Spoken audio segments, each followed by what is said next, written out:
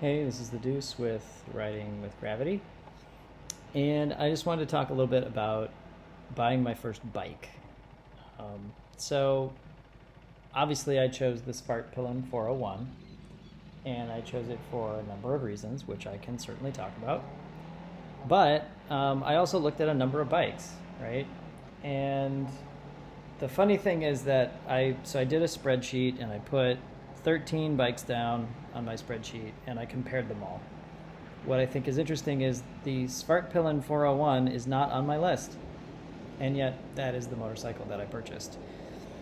My main candidates were the Yamaha MT-03, the Honda CBR 300R, the BMW G310R, Yamaha R3, and then I looked at a number of other bikes, the KTM Duke 390, the Vitpilen 401 was on my list, some Honda Rebels, Ducati Scrambler 62, Kawasaki Ninja 400. I looked at some electronic bikes as well. And honestly, if I hadn't gotten the Svartpilen 401, I probably would have gotten the Yamaha MT-03. It has a lower seat height. It's about 2 inches lower.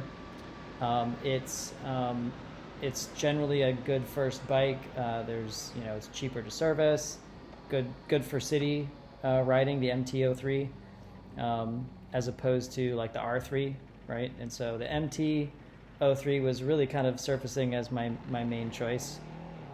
The main reason I didn't go with the Honda CBR 300R is that it didn't have a gear indicator, right, of what gear you're in.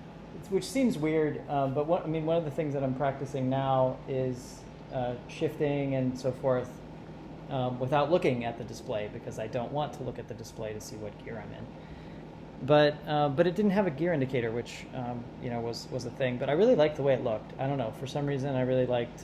It's a fair, it's got fairings, but it's red. It's just a nice looking bike. The CBR 300R, there's a 500. As well.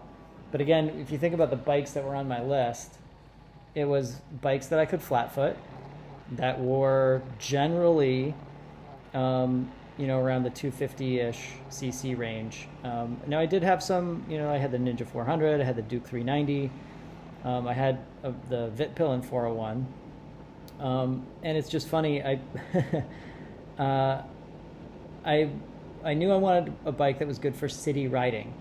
And so that's why I kept kind of coming back to the MT-03.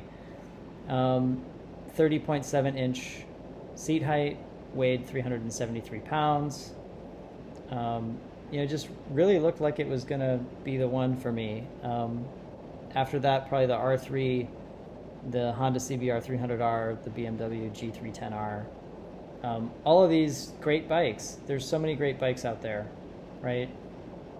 But ultimately, I found the Svartpilen 401 and I decided the 373cc engine was going to be fine. I would grow into it. It wouldn't be too intimidating, but it wouldn't also just be so small that I would get bored. So I wanted to make sure that I had something that I could keep for a long time. And again, I've talked plenty about the seat height, but I overcame the seat height thing and just said, you know what, I can't stop looking at this bike. I can't stop watching videos, looking for reviews. This is clearly a bike that I'm going to be happy with. So I hope that when you're looking, you find that bike that you can be happy with, right? When I think about the things that I like about the Svartpilen, the ergos of being pretty upright for city riding. Again, as a new rider, the high mirror position keeps my eyes forward and I'm not looking down a lot. It's got a lot of pep and, it's a really fun bike to ride around. Very flickable, handles great. It's lightweight. For somebody like me, the lightweight thing is important because I don't want to drop my bike. Not a ton of modding possible, but there's mods that are possible, and that's good. Adjustable suspension. You can turn off the ABS. Great style, looks beautiful. The seat is plenty comfortable. It could be more comfortable, but it's fine. The brakes are great. The headlight is great. I do a lot of riding at dawn and before the sun's coming up, and it's really great. Tires handle really, really well. Love the tires. Seat height, fine. I think it should come with spools and a tank bag. That's just me because I had to do a lot of research to make sure I could get the right bolts for putting spools on the bike to put it up on a stand. If it came with spools and a bike stand and a tank bag, ooh, that would be even better. But I had to go find a lot of those things myself. Things I don't really like, the display contrast is not great. The tank size is not great. Gassing up is a little tricky.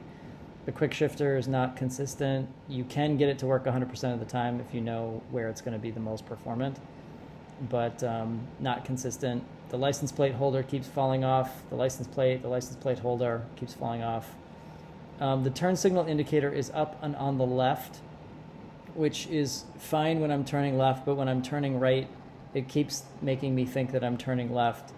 And I just have to remind myself that the blinker indicator is only in one place. It's for both signals, and that's just awkward. I think they should fix that. But ultimately fell in love with this Svartpilen, obviously, because I'm doing all these videos. Your first bike is your first bike. You're going to love it forever. And remember it, whether it's something that you only ride for a month before you step up, or something that you ride for the next 5 years, right? So anyway, happy riding.